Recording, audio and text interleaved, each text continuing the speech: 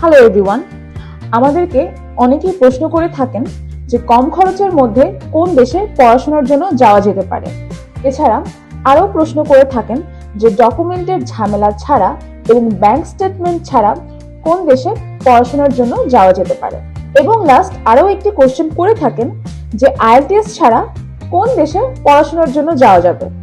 আপনাদের এই প্রশ্নগুলোর উত্তর হচ্ছে, আপনারা আইএলটিএস ছাড়া, তারপর ব্যাংক স্টেটমেন্ট এবং আদার্স আরো যে ডকুমেন্ট থাকে ওইসব ডকুমেন্ট ছাড়া এবং স্বল্প খরচের মধ্যে আপনারা যেই দেশে পড়াশোনার জন্য যেতে পারেন সেই দেশটি হচ্ছে মালয়েশিয়া।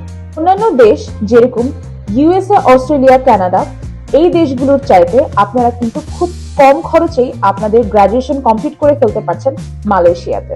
যারা অস্ট্রেলিয়া, কানাডা, ইউএসএ তে পড়াশোনা করতে যেতে চায় তাদের কিন্তু মিনিমাম 70 থেকে 80 লাখ টাকার একটা ব্যাংক স্টেটমেন্ট দেখাতে হয়। কিন্তু আপনারা যদি মালয়েশিয়াতে পড়াশোনার জন্য যেতে চান আপনাদের কিন্তু কোনো ব্যাংক স্টেটমেন্টেরই প্রয়োজন হচ্ছে না। এবং আপনি কি এটা জানেন যে মালয়েশিয়াতে কিন্তু স্টাডি গ্যাপও একসেপ্টেবল, যেটা অন্যান্য কান্ট্রিতে একসেপ্টেবল নয়।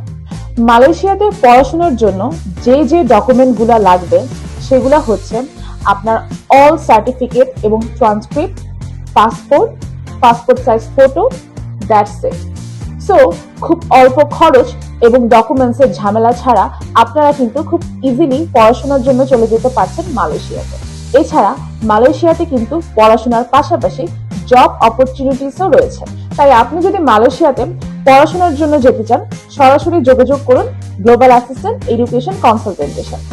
ধন্যবাদ।